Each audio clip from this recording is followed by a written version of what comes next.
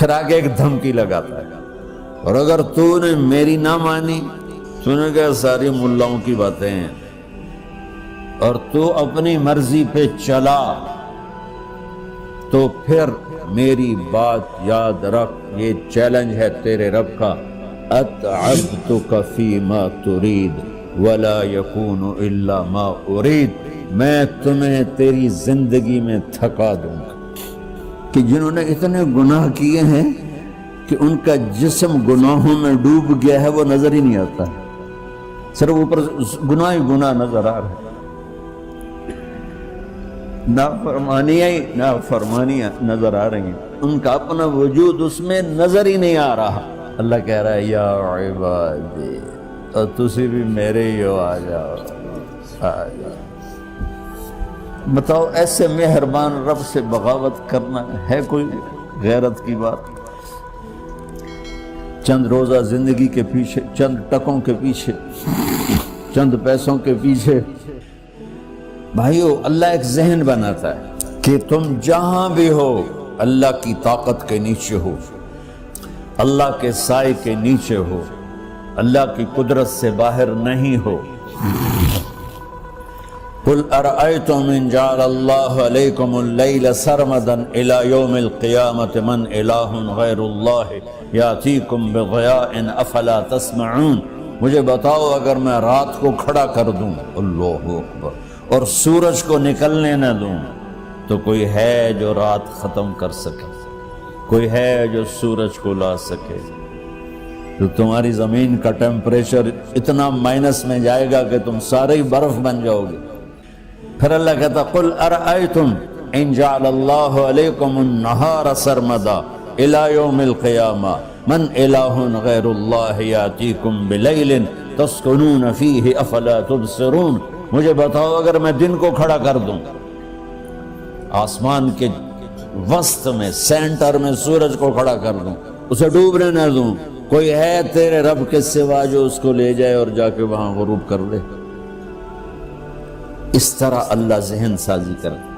اگر سورج ڈوبے نہیں تو چند دن میں ساری زمین کو آگ لگ جائے گی، چند دن وہ نکلے نہیں تو زمین فریز ہو کے پوری کی پوری فریزر بن جائے گی، ہم بھی اس میں برف بنے پڑے ہوں گے۔ اور اگر وہ ڈوبے نہیں تو پوری دنیا کو آگ لگ جائے گی۔ تو اللہ تعالیٰ اس طرح قرآن کی آیات اور واقعات سے بھائیو ایک ذہن بناتا ہے کہ یہاں وہ ہوتا ہے جو اللہ چاہتا ہے، اور تم کہتے ہو ساڈا بھی پورا ہوئے، تو آگے اللہ تعالیٰ ایک ڈیل کرتا ہے، کہتا بڑا سوکھا کام ہے، کوئی مسئلہ ہی نہیں، فَإِن سَلَّمْتَ لِي فِي مَا أُرِيدُ، یہ میں نے جملہ ابھی نہیں پڑھا تھا، اب پڑھ رہا ہوں، فَإِن سَلَّمْتَ لِي فِي مَا أُرِيدُ كَفَيْتُكَ فِي مَا تُرِيدُ۔ میرے بندے، تم گلاسگو میں، ڈنڈی میں، ایڈمبرا میں، مدرول میں رہتے ہو، یا مدینے میں، یا مکے میں، یا جدے میں، تم یہاں اس چند روزہ زندگی میں وہ کر دو جو میں چاہتا ہوں، یہاں وہ کر دو جو میں چاہتا ہوں، اس کے پیچھے نہ بھاگو جو تم چاہتے ہو، تم یہاں وہ کرو جو میں چاہتا ہوں، تو کیا ہوگا؟ کفیتک فیما ترید، میں تیری ہر چاہت پوری کر دوں گا، تیری ہر چاہت پوری۔ یہیں سے دیکھو، ہم اپنی مرضی پوری کیوں کرتے ہیں؟ سیٹسفیکشن کے لیے۔ اور آج جیسی دنیا ڈپریشن کا شکار ہے کبھی نہیں ہوئی۔ ساری دنیا میں جو دوا سب سے زیادہ بک رہی ہے وہ ڈپریشن کی، پوری دنیا، ساؤتھ افریقہ دے جنگل چھڑ کے پوری دنیا میں سب سے زیادہ جو دوا بک رہی ہے وہ ہے ڈپریشن کی۔ جب ہر چاہا پورا ہو رہا ہو پھر ڈپریشن کیوں ہے؟ کہ سسٹم اوپر سے چل رہا ہے، نیچے نہیں ہے۔ کیا لطف انجمن کا جب دل ہی بجھ گیا ہو، اللہ دل کو کی خوشیاں نکال لے تو دنیا کی کوئی رونق اللہ کی قسم آپ کو خوشیاں نہیں دے سکتی، اور اللہ دل میں خوشیاں بھر دے تو موت کو بھی ہنستے ہوئے گلے لگاؤ۔ میرے نبی کے نواسے نے کربلا میں کس خوشی سے موت کو گلے لگائے، کس خوشی سے اولاد کو ذبح کروایا، کس خوشی سے سر کو نیزے پہ چڑھوایا۔ تو اللہ تعالیٰ ہم سے ایک ڈیل کرتا ہے، فَإِن سَلَّمْتَ لِي فِي مَا أُرِيد، چند دن ہیں زندگی کی، اس میں وہ کر دو جو تیرا رب کہہ رہا ہے۔ اور اللہ کی قسم اللہ ہر وہ شے کہتا ہے جو میرے لیے مفید ہے، اور اللہ کی قسم اللہ ہر اس شے سے روکتا ہے جو میرے لیے نقصان دہ ہے۔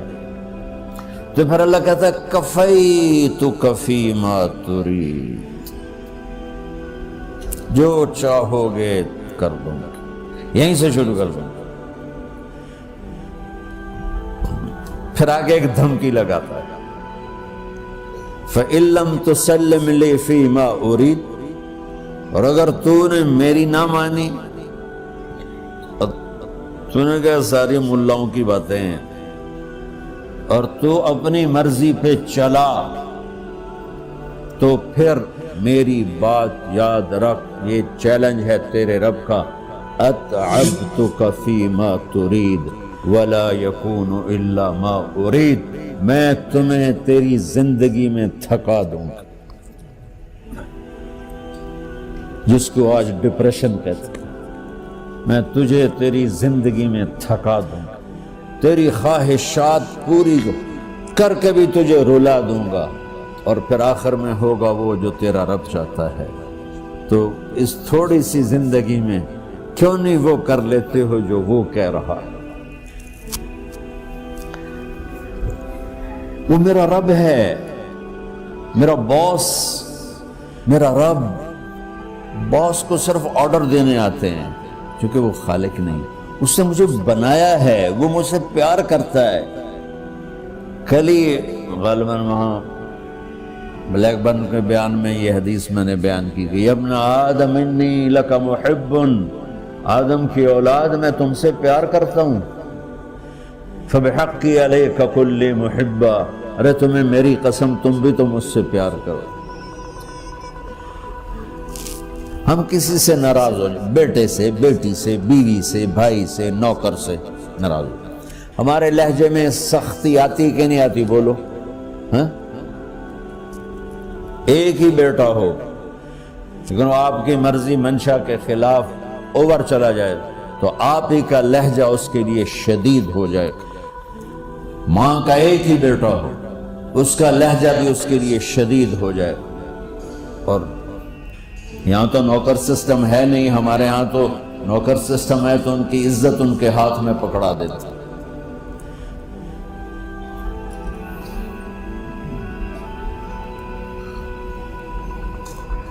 اللہ ہمارے ساتھ کیسے بات کرتا ہے؟ کس سے؟ نافرمانوں سے۔ جس آدمی کے پاس پاور ہے اور اس کے نیچے کچھ لوگ ہیں، جب اسے اپنے لوگوں میں کمی نظر آئے گی اور غلط کام کرتا دیکھیں گے، وہ ضرور روڈ ہو جائیں گے۔ ایک ہی کی تک 100 باری سمجھایا، پھر انہیں کرن بہ جان دو، شرم کرو، کچھ مفتی روٹیاں کھان دو، مفتی تنخواہ لیں دو۔ یہ پوری دنیا میں یہی ہو رہا ہے۔ تھوڑے سے میں نے پنجابی لہجہ اختیار کر دیا، یہاں تھوڑا سا انگریزی میں مہذب طریقے سے ڈانٹ ڈپٹ ہو جاتی ہوگی، لیکن یہ نیچر ہے۔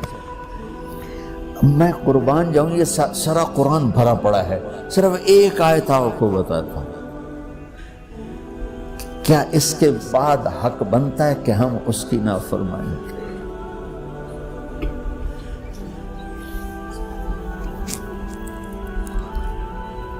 کچھ لوگ ہیں جن کے بارے میں اللہ کہتا خلطوا عملا صالحا وآخر سیئا۔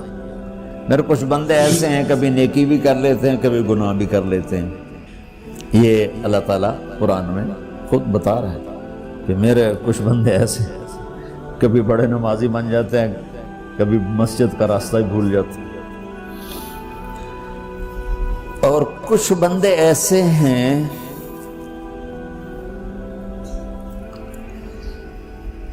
جنہوں نے جب سے آنکھ کھولی ہے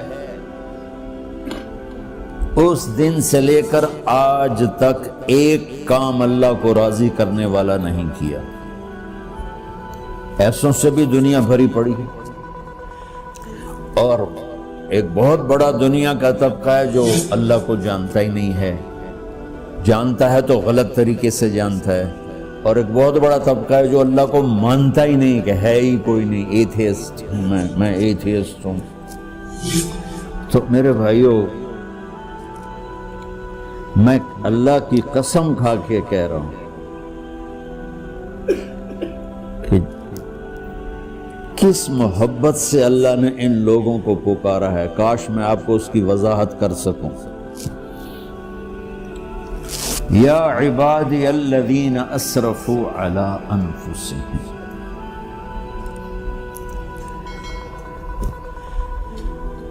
مجھے اپنے بیٹے پر بھی غصہ آتا ہے تو میں کہتا نکل جا، تو میری اولاد ہی نہیں ہے. میں دین سیکھنے جانا چاہتا تھا، میرے والد رحمۃ اللہ علیہ مجھے ڈاکٹر بنانا چاہتے تھے، میں اس سے بہتر راستہ اختیار کر رہا تھا، لیکن میرے باپ کی مرضی نہیں تھی. تو انہوں نے مجھے فرمایا جی تم مولوی بننا ہے تو میرے گھر ہی چوں نکل جا. میرے کانوں میں وہ الفاظ آج بھی گونج رہے ہیں. وہ میرے خالق نہیں تھے، میرے والد تھے. خالق تو میرا اللہ ہے، اور میں اللہ کی فرما برداری کا ایک کام نہیں کرتا ہوں. اللہ کی فرما برداری کا ایک کام نہیں کرتی مرد عورت، ٹھیک؟ تو اللہ کو غصہ اس حساب سے آنا چاہیے کہ بدبخت ہو، بے غیرت ہو، شرم نہیں آتی تنوں ڈوب کے مر جاؤ. میں قربان جاؤں. اللہ کہتا ہے یا عبادی، او میرے بندو. یہ پتہ کن کو کہہ رہا ہے؟ جو تبلیغ کرتے ہیں، جو علم پڑھتے ہیں، جو یہ بچے کی طرح مصلی پہ نماز پڑھاتے ہیں، جو میری طرح ممبر پہ بیٹھ کے دین بیان کرتے ہیں، جو راتوں کو اٹھ کے تہجد پڑھتے ہیں. میرے بندو،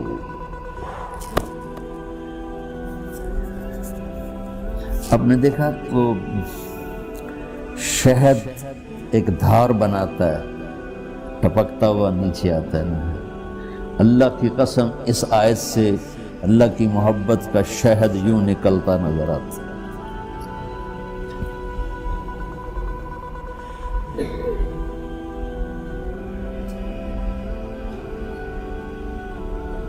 یا عبادی، اللہ کو کہنا تھا اوے نافرمانو. کہنا یہ چاہیے تھا جو آگے لفظ میں بتاؤں گا نا، پھر آپ کو خود بخود میری بات واضح ہو جائے گی. اوے نافرمانو، بے غیرتو. میرا اللہ کہہ رہا ہے یا عبادی، میرے بندے. یا عبادی یہ بھی ایک لہجہ ہے نا، یا عبادی. او بھائی گل سنو، یہ ایک لہجہ. بھائی سب حضرات توجہ فرمائیں، کتنا فرق پڑ گیا ہے. پہلے لہجے میں بدتمیزی تھی، دوسرے لہجے میں آپ سب کا احترام تھا. میرا رب تو بے نیاز ہے، اس سے ہماری کیا ضرورت ہے. سارے آسمان سجدے سے بھرے پڑے ہیں، فرشتے مکدے ہی نہیں. پھر وہ ہمیں یا ایھا الناس نہیں کہتا، اوے لوگو، یا ایھا الناس، اوے لوگو. یا عبادی، او میرے بندو، میرے. یا عبادی سے یوں لگتا ہے جیسے اللہ آگے بڑے رابعہ بصری جیسی عورتیں اور جنید بغدادی جیسے مردوں سے اللہ بات کرنے لگا ہے. 3 لفظ ہیں، اسرفوا علی انفسہم. وہ بندے جنہوں نے جب سے آنکھ کھولی ہے ایک دفعہ بھی مجھے خوش کرنے کا کام نہیں کیا، آ جاؤ تم بھی میرے ہی ہو۔ سبحان